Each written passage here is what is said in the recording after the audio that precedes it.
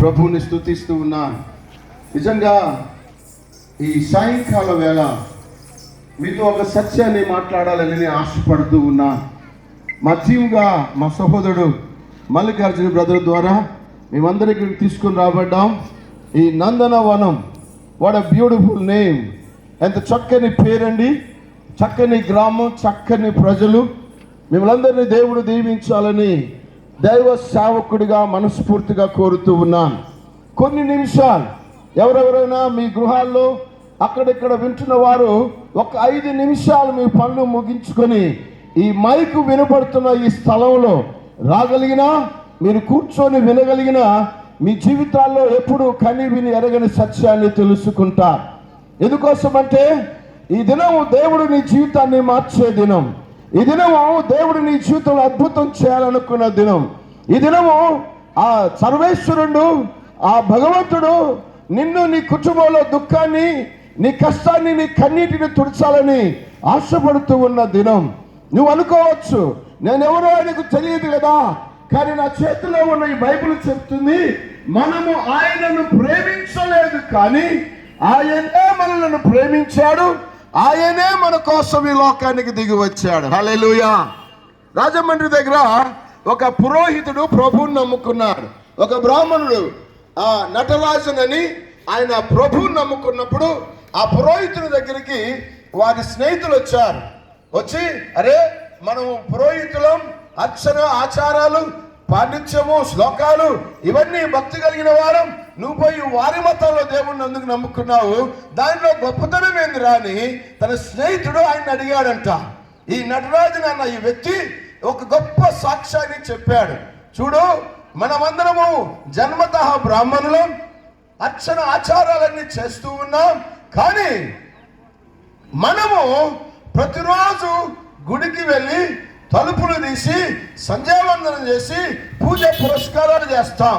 అంటే మనము దేవుణ్ణి వెతుక్కుంటూ వెళ్తాం. కానీ ఏ యేసు క్రీస్తుని నేను నమ్ముకున్నానో ఆ యేసు ప్రభు నన్ను వెతుక్కుంటూ వచ్చాడు అని చెప్పాడంట. అంటే నేను దేవుణ్ణి వెతకడం కాదు, దేవుడే నన్ను వెతుక్కుంటూ వచ్చాడు. ఇంత గొప్ప సత్యం చూశారండి. ఇంకా పురోహితుడు ఇలాంటి సాక్ష్యాన్ని పలికాడు. ఈ రాత్రికాల సమయం నేను ఇంత ఒక మాట చెప్పి ఈ స్టేజ్ దిగి వెళ్ళిపోతాను. గమనించండి, నా చేతిలో క్రొత్త నిబంధన అనే ఒక బైబిల్ ఉంది. ఈ దైవ గ్రంథంలో ఒక మాట ఏముంటుందంటే, యేసు తన దగ్గర ఉన్న 12 మంది శిష్యులతో ఒకరోజు ఒక మాట మాట్లాడతాడు. మత్తయి సువార్త 16వ అధ్యాయంలో యేసు ప్రభు తన శిష్యులతో ఒక మాట అంటారు. యేసు ప్రభుని గురించి మీరేమనుకుంటున్నారు? యేసు ప్రభుని గురించి మీరేమనుకుంటున్నారు? What are you thinking about Jesus? Yesu ఎవరు అనే సత్యాన్ని ఈ రాత్రి మనం నేర్చుకుందాం. Who is Jesus? ఈ సత్యం నీకు అర్థమైతే, ఈ యొక్క మాట నీకు అర్థమైతే నీ జీవితం మారిపోతుంది. యేసు ఎవరు, యేసు ఎవరు అని మనము గాక కమ్యూనిస్టులను అడిగితే వాళ్ళు ఏమంటారంటే, యేసు ప్రభు మాలాంటి ఒక విప్లవకారుడు అంటారు. మరి ఇంకో మతస్థుల దగ్గర అడిగితే ఆయన కూడా 33 కోట్ల దేవతల్లో ఒక దేవుడండి, మేము ఆయన్ని గౌరవిస్తాం, ప్రేమిస్తాం అంటారు. మొన్ననే క్రిస్మస్ పండుగ జరిగింది. నాకు చాలా మంది హిందువులు స్నేహితులు ఉన్నారు. వాళ్ళందరూ కూడా నాకు గ్రీటింగ్స్ చెప్పారు. హ్యాపీ క్రిస్మస్ బ్రదర్ అని చెప్పి నాకు మెసేజ్లు పంపారు. అంటే హిందువులు కూడా గౌరవిస్తారు, యేసుని ఒక దేవునిగా మొక్కుతారు. గమనించండి, ముస్లిం సహోదరులు అడిగితే, ఓ హమారా పైగంబర్ హై, हम भी उनको इज्जत करता है, खुदा की फजल यीशु ही हमारा पैगंबर, ఆయన ఒక ప్రవక్తని వారు కూడా యేసుని గౌరవిస్తారు. ఈ విధంగా రకరకాల కులాల్లో, రకరకాల మతాల్లో, రకరకాల అభిప్రాయాలు యేసు ప్రభుని గురించి కలిగి ఉన్నారు. హల్లెలూయా. యేసు ప్రభుని గురించి రకరకాల నిర్వచనాలు ఈరోజు ప్రపంచం చెబుతా ఉంది. ఆయా కులాల వారు, ఆయా మతాల వారు, ఆయా దేశాల వారు, ఆయా భక్తులు, ఆయా విధి విధానాల్లో యేసుని గురించి మాట్లాడుతూ ఉన్నారు. యేసుని గురించి మాట్లాడుతూ ఉన్నారు. యేసు క్రీస్తు లేకపోతే దేవుని బిడ్డలారా క్యాలెండర్ లేదండి. ఈరోజు డిసెంబర్ మాసం 28వ తారీఖు 2024వ సంవత్సరం. నువ్వు యేసుని నమ్మినా నమ్మకపోయినా యేసుని కొలిసినా కొలవకపోయినా, యేసుని నమ్మకపోయినా, యేసు క్రీస్తు చరిత్ర 2 భాగాలు చేశాడు. యేసు జన్మ చరిత్ర 2 భాగాలైంది. కాబట్టి యేసు క్రీస్తు ఒక యుగ పురుషుడు, యేసు క్రీస్తు ఒక శక పురుషుడు. He has divided history into 2 parts. 2 భాగాలుగా చరిత్ర విడిపోయింది. యేసు క్రీస్తు ప్రపంచానికి కేంద్ర బిందువుగా మార్చబడ్డాడు. Without Jesus you cannot have any kind of calendar, you don't have any kind of measurement, you don't have any kind of calculation. మన దేశంలో ఒక ముఖ్యమంత్రి ఒకరోజు ఒక ఆలోచన వచ్చింది. ఈ ఏడీలు బీసీలు యేసు ప్రభు పుట్టక ముందు పుట్టిన తర్వాత ఇది నాకు నచ్చలేదు, ఇది తీసేయాలి, నాకు ఇష్టం లేదన్నది ఆవిడ. ఒక ముఖ్యమంత్రి స్థాయిలో ఉండి అప్పుడు ఆమె దగ్గర ఉన్న మంత్రులు అన్నారు, అమ్మా నువ్వు యేసు ప్రభు క్యాలెండరు ఏడీ బీడీ తీసేస్తే, ఏడీ బీసీ తీసేస్తే నీ ఆస్తులకన్నీ పత్రాలకు విలువలు పోతాయి, నీ ఆస్తులన్నీ నష్టపోతావు, నీ బ్యాంకులో డబ్బులన్నీ పోతాయి, నీకు శూన్యమైపోతావంటే ఆ మౌనంగా అంగీకరించాల్సి వచ్చింది.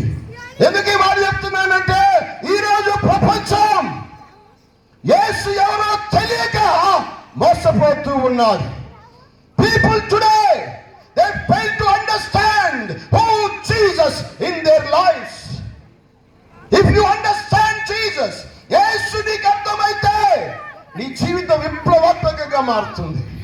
1987వ సంవత్సరం యేసు ఎవరో నాకు అర్థమయ్యాడు. నేను ఒక పాస్టర్ గారి కొడుకునైనా యేసు ఎవరో తెలియని స్థితిలో ఉన్నప్పుడు ఒక దేవుని సేవకుడు నన్ను దగ్గర పిలిచి యేసు ఎవరో నాకు పరిచయం చేశాడు, యేసు ఎవరో నాకు అర్థం చేశాడు. ఆ రోజు నుంచి నా బ్రతుకులో ప్రభు కార్యాన్ని నేను చూస్తూ వచ్చాను.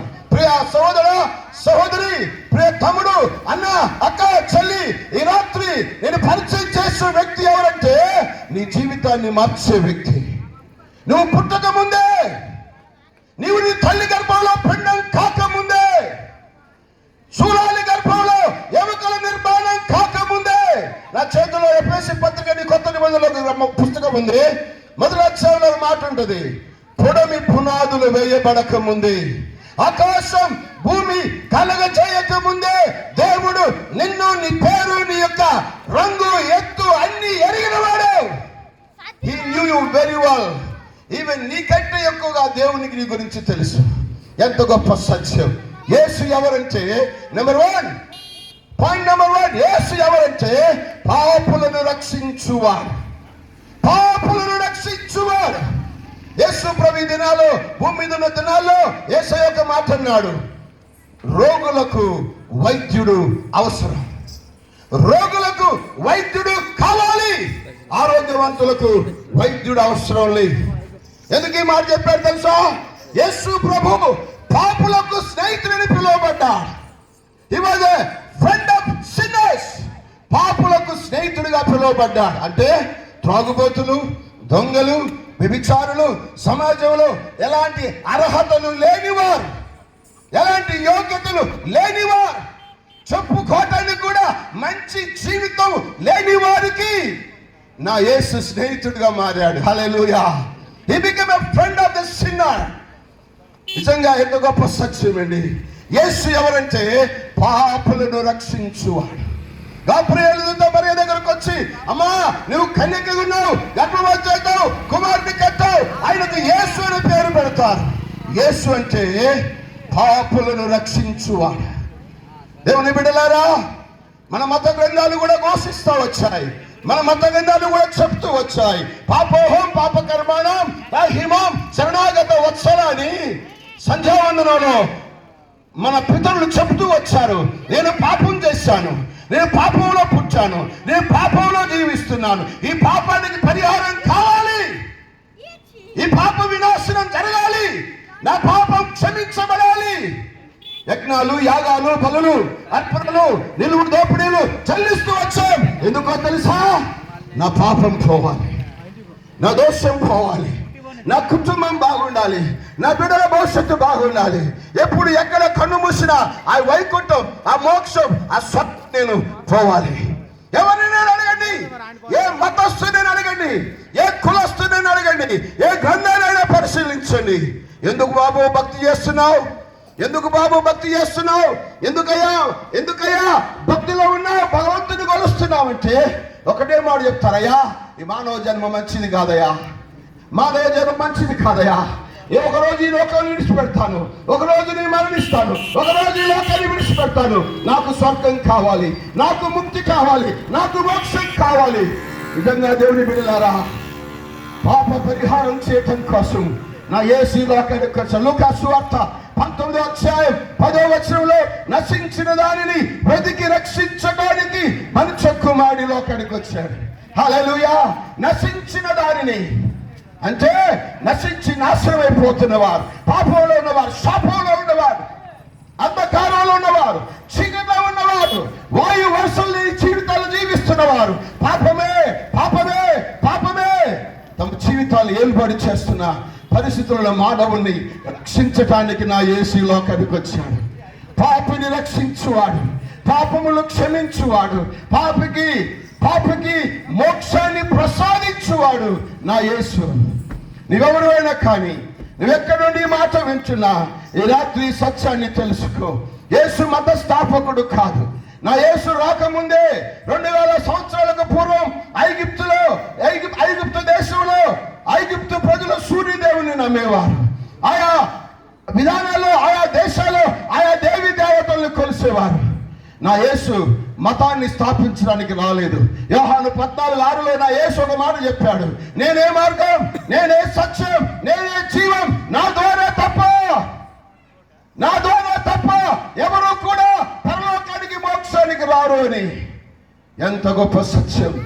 మనం కులం పేరుతో, మతం పేరుతో, జాతి పేరుతో రకరకాలుగా యేసుని దూరమైపోతున్నాం, యేసుని తృణీకరిస్తున్నాం, యేసుని కాదంటున్నాం. మా కులం వల్ల దేవుడు కాదు, మా మతం వల్ల దేవుడు కాదు, మా తల్లిదండ్రులు కొలవలేదు. నా ప్రియ దేవుని బిడ్డలారా, నువ్వు పాపివని గుర్తిస్తే నిన్ను క్షమించడానికి నా యేసు సిద్ధంగా ఉన్నాడు.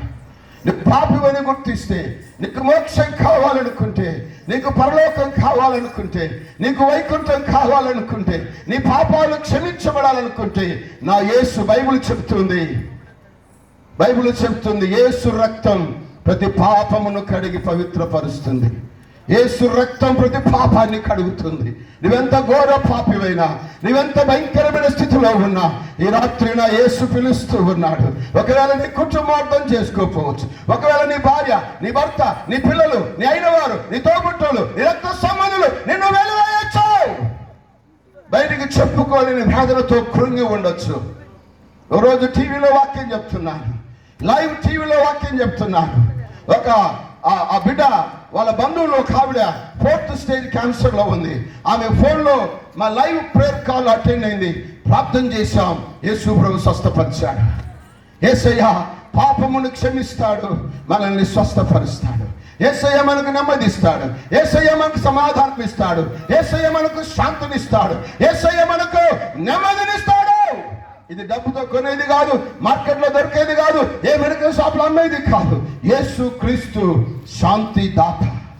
యేసుని ఎందుకు నమ్మాలంటే నీ పాపం క్షమించబడాలంటే నమ్మాలి.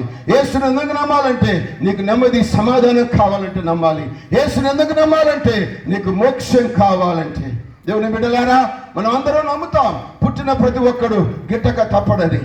పుట్టిన ప్రతి ఒక్కరు ఒకరోజు చనిపోతాం, ప్రతి ఒక్కరు ఒకరోజు లోకాన్ని విడిచిపెడతాం. చెప్పే వినే మీరు అందరూ ఈ లోకాన్ని విడిచిపెడతాం. కొద్ది దినాలకు ఈ లోకంలోకి వచ్చాం, కొద్దిసేపు ఈ స్టేజ్ మీద నేను వాక్యం చెప్పి వెళ్ళిపోతాను. మీరు వింటున్న మీరు కొద్దిసేపటికి ఈ లోకాన్ని విడిచిపెట్టిపోతారు. కానీ మరణమైన తర్వాత జీవిత గమ్యమైంది. Once you lose your life, నువ్వు కన్ను మూస్తే ఎక్కడ కన్ను తెరుస్తావు? నీ గమ్యం ఏంటిది? నీ జీవిత లక్ష్యం ఏంది? నీ జీవిత అంతిమ క్షణం ఏంది? Where are you going to end up? నా ప్రియ దేవుని బిడ్డలారా, నీ పాపము క్షమించబడకపోతే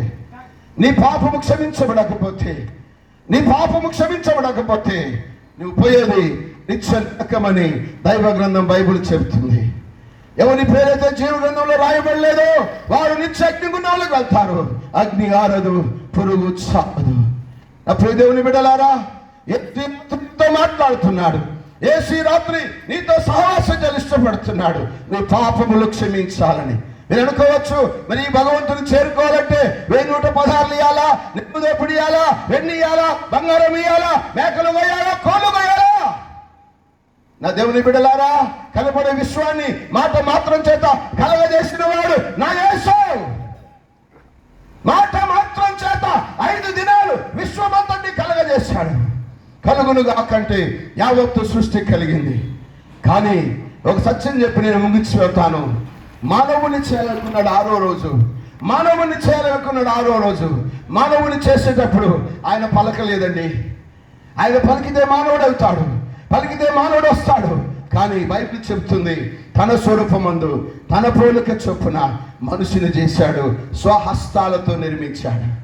సృష్టి కావాలంటే, చేపలు కావాలంటే ఆయన నీళ్ళతో మాట్లాడాడు. పక్షులు పశువులు సృష్టితో మాట్లాడాడు. మొక్కలు చెట్లు కావాలంటే భూమితో మాట్లాడాడు. కానీ మానవుని చేయాలంటే తనకు తాను మాట్లాడుకున్నాడు. నువ్వు ఎంతో విలువ గల వ్యక్తివి, నీకు ఎంతో విలువ ఉంది దేవుని సన్నిధిలో. ఆయన పోలికలో చేయబడ్డావు, ఆయన రూపంలో చేయబడ్డావు, నీవు ఆయన కొరకు చేయబడ్డావు. ఈ లోకం విడిస్తే ఆయనతో ఉండటానికి చేయబడ్డావు. ఇది మానవుని అంతర్యం. దీని కొరకు మానవుని దేవుడు నిర్మించాడు, దీని కొరకు దేవుడు మానవుని చేశాడు. ఈ సత్యము తెలుసుకోక కులం పేరు మీద, మతం పేరు మీద, జాతుల పేరు మీద, ఆస్తుల పేరు మీద వైద్యాలు, శత్రుత్వాలు, విభేదాలు, మానవ హోమం. అప్పుడు దేవుని బిడ్డ, యేసు ఎవరంటే పాపముల నుంచి విడిపించేవాడు.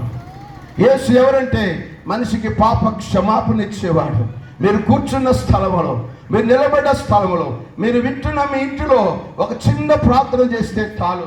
యేసు ప్రభువా, నేను పాపిని. యేసు ప్రభువా, నా కొరకు సిలువలో ప్రాణం పెట్టావు. యేసు ప్రభువా, నా కొరకు రక్తం కార్చావు. యేసు ప్రభువా, నా కొరకు సమాధి చేయబడ్డావు. యేసు ప్రభువా, నా కొరకు తిరిగి లేచావని హృదయంలో నమ్మి నోటితో పలికితే నువ్వు రక్షించబడతావు. నువ్వు రక్షించబడతావు. ఈ రక్షణ ఉచితం. యేసుని నమ్మటం అంటే ఉచితం. ఎలాంటి వెల చెల్లించాల్సిన అవసరం లేదు. నీ కొరకు నా యేసు ప్రాణం పెట్టాడు, రక్తం కాచాడు. బైబిల్ చెబుతుంది, మనుషులు చూడనల్లని వాడిగా నా యేసు కొట్టబడ్డాడు. నా యేసు స్వరూపాన్ని సొగసును కోల్పోయాడు. మానవుని ప్రేమించి మానవుని కోసం ప్రాణం పెట్టిన ఏకైక దైవం ఈ భూమండ మీద ఎవరైనా ఉన్నారంటే నేను ప్రకటిస్తున్న నా యేసు. నిన్ను ప్రేమించి నీ కొరకు ప్రాణం పెట్టాడు, నిన్ను ప్రేమించి నీ కొరకు రక్తం కాచాడు, నిన్ను ప్రేమించి నీ కొరకు నీ స్థానంలో మరణించాడు. నిన్ను ప్రేమించి ఏ మరణమైతే నిన్ను శాసిస్తుందో, ఏ మరణమైతే నిన్ను భయపెడుతుందో, ఏ మరణమైతే నిన్ను బానిసత్వం చేసిందో, ఏ మరణమైతే నిన్ను బంధించిందో, ఆ మరణాన్ని ముళ్ళను విరిచిన వాడు నేను ప్రకటిస్తున్న నా యేసు. హల్లెలూయా. He conquered the death. He defeated the death. ఆయన మరణాన్ని జయించాడు. మరణమా నీ ముళ్ళెక్కడన్నాడు. మరణాన్ని శాసించిన వాడు, మరణాన్ని జయించిన వాడు నేను ప్రకటిస్తున్న సజీవుడైన యేసు. ఆ యేసు నీతో ఉండాలని ఈ నందనవనం అనే గ్రామంలో నిన్ను, నీ కుటుంబాన్ని ఆనందకరంగా, సంతోషకరంగా ఉంచాలని దేవుని సేవకుడిగా మనస్ఫూర్తిగా కోరుకుంటున్నాను. అట్టి కృప పరిశుద్ధ దేవుడు మీకు, మీ కుటుంబాలకు నిన్నుగా మెండుగా అనుగ్రహించునుగాక. ఆమేన్. రండి, మీకు వచ్చిన ప్రార్థన చేస్తాను. స్వామి, నీ కొందనాలయ్యా, మానవ అందుబాటులో నీ శ్రేష్టమైన మాటలు వినిపించబడ్డాయి. ఈ బిడ్డలను దీవించండి. ఎందరో తమ గృహాల్లో నుంచి విన్నారు, ఎందరో మాటలు ఆలకించారు, ఎందరో నీ మాటలకు చెవియొగ్గారు. ఈ రాత్రి వారి జీవితాల్లో కాలించి వారి పాపం అపరాధోషములు మన్నించండి. ఈ గ్రామాన్ని, గ్రామ పెద్దలను, గ్రామంలో ప్రతి కుల మతస్థులు రక్షించి దీవించి ఈ గ్రామం మీద ప్రతి శాపాన్ని కొట్టివేసి నీ కృపల వర్తలు నింపచేయమని యేసు నామములో ప్రార్థిస్తున్నాము తండ్రి. ఆమేన్. దేవుడు మిమ్మల్ని, మీ కుటుంబాన్ని దీవించునుగాక.